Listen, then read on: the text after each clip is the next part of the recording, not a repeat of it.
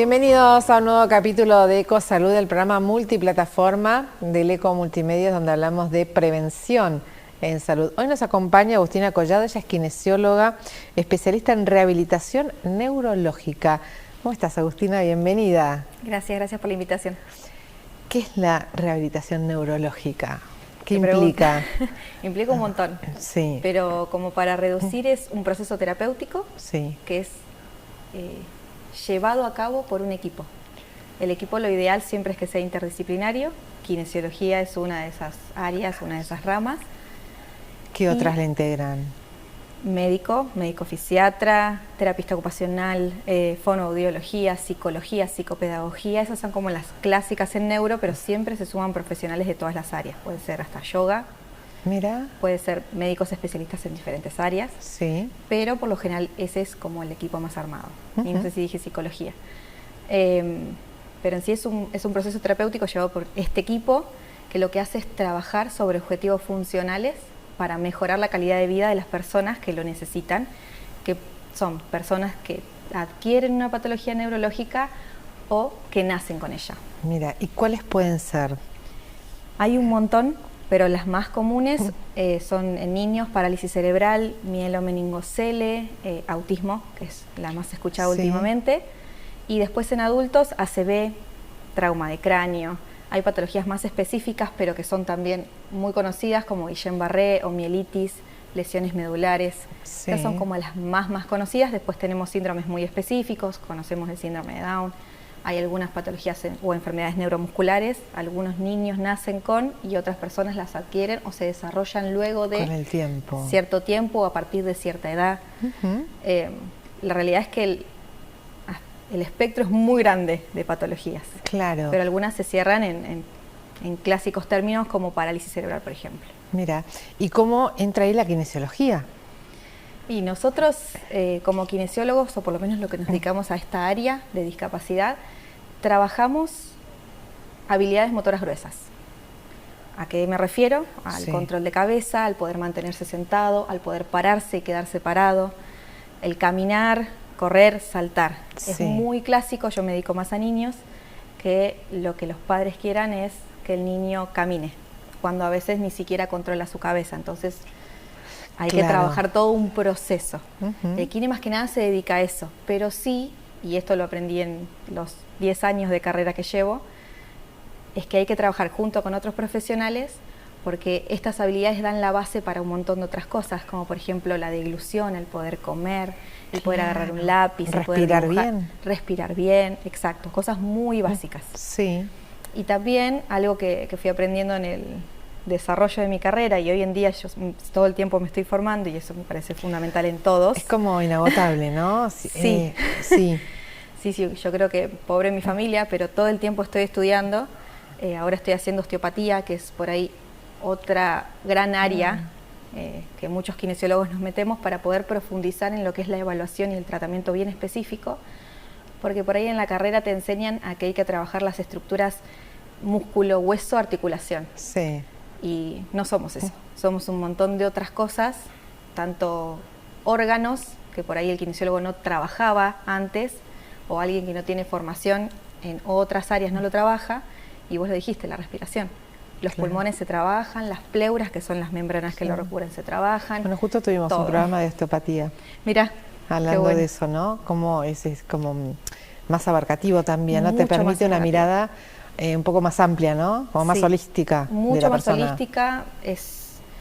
Yo digo, yo voy a seguir trabajando en neuro, me encanta trabajar con personas con discapacidad, pero a mí la osteopatía me dio esa otra visión de mejorar la evaluación y también mejorar la parte más visceral, que por ahí no en la carrera no se ve, muy poco o mínimo. Entonces trabajamos mucho sobre eso, sobre esas habilidades motoras gruesas, sobre las estructuras propias, músculo, articulación, huesos, pero también sobre todo lo que hace a la función. La función de respirar implica órganos, implica estructuras, pero también implica funciones cerebrales.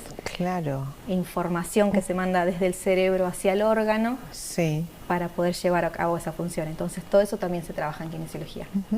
Agustina, es un proceso, ¿no?, el que se aborda con cada paciente, ¿no? ¿Cómo es eso? ¿No? Porque es diagramar, ¿no?, un esquema de trabajo y por ahí esto que siempre uno está acostumbrado a los resultados ya, ¿viste? Sí. Imagino que en esto los tiempos son distintos, ¿no? Trabajamos mucho en la frustración, los que trabajamos en rehabilitación neurológica, todo el tiempo, porque el ritmo lo marca el otro, no lo marca uno. Sí. No es lo mismo ir a una sesión de una rehabilitación de un tobillo, que vos sabes que vas 10 sesiones y en esas 10 muy probablemente lo resuelvas. Sí, o te sumarán 5, 2, 3, no importa. Exacto. Pero es un tiempo acotado. Es un tiempo acotado. En este caso es de por vida y también depende mucho de las expectativas, tanto del paciente como de la familia. Obviamente que si es un niño y si ese niño no se comunica, las expectativas son de la familia. Entonces uno trabaja con los objetivos de la familia, pero siendo consciente y claro de cuáles pasos son los primeros a dar. Sí. Te decía, no es lo mismo. Vos decís, ¿querés que camine? Bueno, primero tiene que hacer esto antes de hacer eso, que es recontra importante, caminar y desplazarse. Tal cual, pero necesita de una estructura firme, sólida, ¿no? Y cuando pasa en adultos, que el adulto muchas veces se puede comunicar, es el propio adulto que te dice quiero volver a lo que era antes. Y cualquier lesión que tengamos, sea neurológica, traumatológica, nunca se vuelve a lo que era antes. Entonces hay que trabajar sobre ese proceso de aceptar lo que ya no es y trabajar sobre lo que es y lo que puede ser. Sobre esto nuevo, ¿no? Sobre esto nuevo, sí. Son procesos lentos, eso sí. Claro. ¿Qué pasa en eso cuando, por ejemplo, un niño no se puede comunicar? ¿Cómo vos vas advirtiendo, ¿no? Por dónde va o qué le está pasando? Digo, ¿hay formas o el equipo de cómo ir acompañándolo también aunque no pueda verbalizarlo? Fundamental el equipo, porque hay cosas que uno en una sesión se le pasan, en unas muchas sesiones se les pasan y otro lo puede ver porque tiene más experiencia en el área o porque quizá tiene más empatía con el paciente. Sí. Sin duda que es fundamental el equipo, pero yo voy siempre marcando pequeños mini logros. Que por ejemplo, te dicen, bueno, quiero que se quede sentado. El quedarse sentado es una habilidad motora gruesa, pero tiene que tener un objetivo. ¿Para qué? Claro. Para jugar, para comer, para compartir con otro. Entonces, cuando vos ves pequeños cambios en esa función, porque vos en el sentado capaz que decís, bueno, sí, se queda sentado 2 segundos, 2 minutos. Nosotros tratamos siempre de cuantificar el objetivo. Nosotros le decimos objetivos funcionales, que es en base a la CIF, que es la Clasificación Internacional de Funcionamiento y la Salud. Y cuantificar es algo que me da a mí la información de si mejoró o no mejoró. Lo mismo a la familia, no es lo mismo que lo pueda hacer durante 2 minutos en una sesión o que lo pueda hacer durante 10 minutos en una misma sesión o en la casa. Y lo mismo esto, si comparte, no comparte, si alcanza un objeto, si no lo alcanza, si logra comer, no lo logra hacer. Es súper importante esto para la familia. Es decir, bueno, vamos por este objetivo, planificado entre todos, obviamente, claro, entre el equipo, entre la familia, el paciente y el profesional. Y si vos lo cuantificás, le das la herramienta a la familia para decir, che, ahora no se queda solo 2 minutos, se queda 5. Claro. Y en esos 5 agarró el sonajero. Y a veces son pequeños logros que hay que hacérselos ver y otras veces los ven solos y es espectacular. Claro. El otro día me pasó con un papá que llegó a la sesión con su hijo. A su hijo le cuesta quedarse sentado, pero se queda sentado igual y nunca había hecho otro movimiento. ¿Solo permanecía sentado? Sí. Y me dijo, se sentó solo en la cama. Y yo dije, wow. Y el papá estaba emocionado de que se había sentado solo en la cama. Nunca lo habían visto sentarse solo en la cama. Y para nosotros es una pavada o algo muy chico. Que uno lo hace mecánicamente, ni siquiera lo tenés consciente, exacto, ¿viste? Es un movimiento procedural, lo hacemos automático. Sí. Y él lo observó y se dio cuenta que su hijo le costaba, pero lo hacía. Hacía un montón de fuerza, sonidos y demás, pero lo hacía. Lo lograba. Y el nene no se quería quedar acostado y se empezó a sentar. Se empezó a sentar después de un proceso, un trabajo, fortalecimiento y demás. Pero fue un mini logro que para ellos fue un montonazo, ni hablar para mí. Porque somos muy realistas y sabemos cuáles son los procesos que hay que llevar para todos los logros que hay que lograr. No sabemos los tiempos, eso sí. Por eso hablabas de la frustración, ¿no? Uf, todo el tiempo. Claro. Trabajar la frustración y sobre todo la frustración que a veces te trae la familia. Porque ellos te dicen, yo quiero que haga esto, que haga aquello. Yo también. Lo que pasa es que hay que ser muy consciente de qué es lo primero que hay que hacer, lo segundo, lo tercero, a veces vas y venís en esos hitos. Claro. Decís, bueno, no, vamos a trabajar esto, pero vamos a volver a esto para fortalecerlo. Es muy difícil, es muy complejo, pero creo que es lo lindo de la profesión también, cuando ves esos logros. ¿Y cuál es la importancia de llegar como a tiempo, lo antes posible? ¿En qué momento se decide, o digo, bueno, intervenir a través de un grupo interdisciplinario? Cuando son enfermedades o patologías del nacimiento, lo importante es que sea en el momento, no te digo que nace, pero casi, a los días. Sí, pues ya tenés un diagnóstico, ¿no? Sí, y ni siquiera, por lo general no diagnostican en el momento, salvo que sea algo, por ejemplo, como el síndrome de Down, claro, que tenés una genética, tenés rasgos específicos, pero vos ahí no ves cómo va a ser el desarrollo del niño. Hay niños con síndrome de Down que necesitan tratamiento de kinesiología y otros que no, porque depende del niño, depende de la estimulación en la casa. Pero lo ideal es en lo que son, que se adquieren en el nacimiento, como una parálisis cerebral, por ejemplo, es que sea lo antes posible, por más de que no tenga diagnóstico. Porque lo que se hace es estimular para que logre los hitos del desarrollo o del neurodesarrollo. Claro, en una parálisis cerebral, por ejemplo, ¿qué es lo que está como anulado y hay que empezar a desarrollar? A veces la son movilidad, las conexiones, sí, a veces es la conexión directa con el ambiente. Por lo general hay algunas que se ven intraútero, que se ve que no hay un desarrollo del cerebro adecuado o acorde a la edad fetal. Sí. Entonces ya se sabe que ese niño va a necesitar tratamiento. A veces pasa durante el parto, cuando hay hipoxias muy marcadas. ¿Qué es una hipoxia? Pérdida de oxígeno. Perdón. Mira, sí.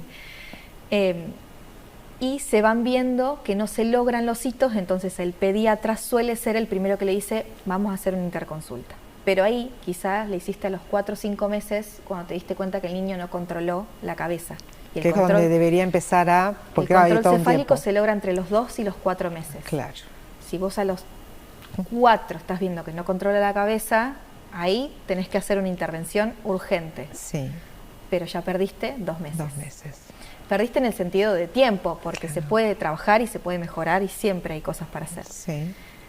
Sucede todo lo contrario cuando son patologías adquiridas, como una ACV, cuando un trauma de cráneo, una lesión medular, que suceden en una etapa de tu vida, en un momento específico, y de un segundo para otro te cambió la funcionalidad de tu cuerpo. Se habla de los primeros 6 meses fundamentales para mejorar cambios, de 6 a 12 meses en donde hay posibilidad de mejoría, y ya después de los 12 meses se habla más de un mantenimiento. Yo he visto cambios luego de años de trabajo duro de personas que dijeron yo quiero mover la mano y lo logran. La realidad es que depende mucho de la lesión a nivel cerebral o medular, lo que pueda recuperar o no. Depende mucho del paciente. Eso te iba a decir también, ¿no? Esto de qué se propone, ¿no? Como objetivo el paciente para poder ir avanzando en esos pequeños logros, ¿no? Sí, y yo uso siempre la misma frase, con todos, adultos, niños, me entienda, creería que no me entienda, no importa, con todos, la edad que tengan, 80-20, 80 lo hace el paciente, el 20% lo pongo yo. Yo pongo mi información, mi conocimiento, los años de carrera, mis ideas, mis pavadas, porque soy bastante payasa trabajando, y más que trabajo con niños tenés que ser un poco payaso. Yo pongo ese 20%, que es mi 100 en realidad, pero en el tratamiento es el 20%. El 80% lo pone el paciente. Claro. Las ganas que tenga, el objetivo que se proponga, y por más de que sea un bebé, se lo digo, 80-20. Bueno, los papás me miran, ¿viste? Claro, bueno, pero me quedé pensando en esto del chiquito que se sentó en la cama, que su objetivo era poder sentarse seguramente, porque estaba en una posición incómoda. Los papás querían que se quedaran sentados, que se pudieran quedar sentados jugando. Y él en su cama dijo, y lo pudo hacer, ¿no? Sí. En enfermedades degenerativas también, pensando en ELA, por ejemplo, ¿también se puede intervenir? Sí, lo que tienen las degenerativas o neuromusculares también, que tienen un avance progresivo, que uno no frena ese avance de la enfermedad, es sostener lo más posible las habilidades funcionales, el poder comer, el poder respirar bien, el poder mantenerse sentado, pararse, caminar, para mejorar o sostener la calidad de vida.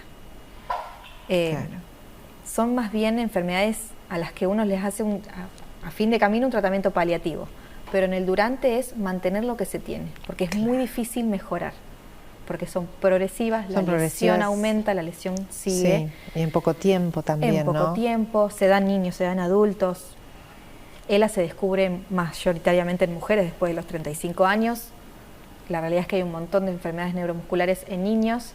Duchenne es una, muy clásica y muy común en varones, que se da cuando empiezan a caminar, al tiempito que empiezan a caminar, y ahí empieza la progresión, se empiezan a perder un montón de habilidades motoras, terminan por lo general en silla de ruedas y con trastornos respiratorios. Claro. Entonces vos decís, en ese plazo, ¿yo qué hago? Si ya dejo de caminar, no puedo lograr que vuelva a caminar, porque hay una muerte progresiva de neuronas, pero sí puedo lograr que ese niño, por lo menos en silla de ruedas, esté bien posturado, que no tenga ninguna patología respiratoria porque se aspiró. Es más difícil trabajar con neuromusculares en el sentido emocional para el profesional, porque ves la progresión, ¿no? Sí, ves la progresión. Claro, pero es esto de que no, por ahí no pierda en tan poco tiempo lo que, ¿no? Exacto. Lo que ha logrado, ¿no? Sí. ¿Y qué se previene con la intervención tuya como kinesióloga de este equipo, de que los cuadros no avancen? Digo, si una persona que no puede, un bebé, un niño que no puede, ¿no?, poner derecha su cabeza, si no se trata, ¿eso queda de por vida o no? Sí, depende mucho del diagnóstico, pero como en general lo que se busca prevenir en kine son las deformidades óseas, como la escoliosis, que puede traer aparejadas un montón de cuestiones respiratorias, digestivas, que complican la existencia tanto del niño como de la familia. Esa es una, es como buscamos prevenir sí o sí cuestiones musculoesqueléticas. La clásica es la escoliosis. Que es la curvatura de la columna, ¿no? Sí, es la deformidad en los tres planos de la columna vertebral. Después que estas mismas deformidades, si ya están, porque a veces te llegan pacientes no desde el día cero, sino que te llegan pacientes que ya fueron tratados por otros colegas por mucho tiempo, y a veces uno cambia por cansancio o porque ya no tiene los recursos y elige que otro más lo atienda.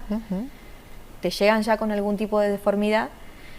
Trabajar sobre eso para que eso no avance, sino que se mantenga, si puede disminuir mejor. Muchos te llegan con cirugías, por ejemplo en escoliosis de columna, cirugías de columna, ya uno no puede hacer más que mantener que no empeore. Y sí se puede trabajar sobre las vísceras, sobre esos sistemas que se alteran, ni hablar del respiratorio, pero el gastrointestinal se altera muchísimo y trastorna muchísimo tanto a la salud del paciente como a la de la familia, porque imagínate un niño que no pueda ir de cuerpo, que la familia o constantemente enfermería le tenga que hacer enemas, y eso, además de que le genera un trabajo extra a toda la población alrededor de esa persona, para el niño es un problema, porque no absorbe bien nutrientes, no absorbe bien el agua. Entonces se trabaja en ese tipo de prevención. Lo principal, trabajamos en prevención de alteraciones neuromusculares y musculoesqueléticas, pero cuando ya no llegan así, en mejorar o mantener lo que se tiene para que no empeoren las cuestiones más funcionales viscerales. Dijiste algo que me parece que es fundamental, que siempre hay algo para hacer. Porque en esto de que son tratamientos prolongados, en algunos casos de por vida, por ahí mucho de esto de tirar la toalla, ¿no? Siempre hay algo que hacer. A mí me pasa que, como trabajo mucho con niños, lo primero que busco es hacerlos reír. Te digo, soy payasa, me gusta. Inclusive tengo una casaca que me regaló una amiga, que si me ven por la calle es un poco llamativa, es color rosa, con todos conejitos y tiene bordes verdes. Vos decís, bueno, parece una ridícula. Pero yo uso eso con los niños, sobre todo niñas, y les encanta. Y yo ya les saqué una sonrisa y ya hice algo. Si lo pienso desde lo emocional, lo hice sonreír, lo hice ponerse un poquito más contento o reírse de mí, que no me importa que se rían de mí, que lo hagan, me encanta. Si lo pienso desde lo fisiológico, desde lo neurofisiológico, liberó serotonina, liberó dopamina, liberaron neurotransmisores que mejoraron algo en su organismo, en su cerebro, que dieron otro tipo de información. Entonces, por más de que sea mínimo, trabajar para que no tenga una deformación en la columna, o en las caderas, porque también es clásico Claro. que se les luxe en las caderas. Las rodillas me imagino también, ¿no? De apoyo. Sí, los pies las rodillas que se van hacia adentro, adentro. la deformación en los pies son como Sí. las más clásicas. Además de hacer eso, decís, bueno, ya en su organismo liberó neurotransmisores que mejoraron la función cerebral por ese rato.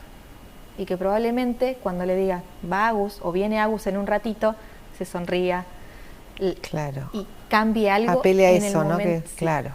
Tengo un recuerdo, apele a eso y tengo un lindo momento en el día. Porque la pasan muy mal. A veces uno no se pone No en la piel, dimensiona. no dimensiona porque no se puede poner en la piel del otro. Sí. Pero la pasan todos muy mal porque pasan por más patologías respiratorias que nosotros. Sí. No es fácil ver a alguien todo el día en la cama porque hay niños que están mucho tiempo acostados o mucho tiempo en su silla. No es fácil cómo el otro interacciona con esas personas. A mí me pasó, yo te decía antes de esto, que siempre tuve familia con discapacidad. Y me pasó con mi abuelo, que tenía Parkinson, otra de las enfermedades clásicas hoy en día en el adulto, mayor Sí. sobre todo, que a veces cuando llega la enfermedad no saben cómo tratarlo. Y hay que tratarlo igual. Hay que decirle, che viejo, como le decía siempre, y hay que tratarlo igual. La única diferencia es que hay que acompañarlo y apoyarlo un poquito más en algo. Claro. En ese deterioro que va a tener, perfecto. Se lo acompaña y se lo apoya. Pero no deja de ser una persona. Pasa mucho esto en discapacidad, que Sí. a veces se olvidan de que son personas, de que son adultos, que tuvieron una vida, Sí. muchas responsabilidades y que son niños que también tienen una vida, que quieren divertirse, que quieren ir a los cumpleaños. Sí. Pasa. Socializar, ¿no? Sí. La verdad que Agustina, te agradecemos mucho por hablar de este tema y por también mostrarnos en realidades que a veces uno no las tiene en cuenta. Pues hasta que uno no le toca, no llega. Tal cual. Es difícil por ahí conectar, pero que hay todo un equipo siempre trabajando detrás de esta rehabilitación neurológica. Gracias. Gracias a vos. Agustina Collado, kinesióloga, especialista en rehabilitación neurológica. Nos reencontramos en un próximo capítulo de Ecosalud.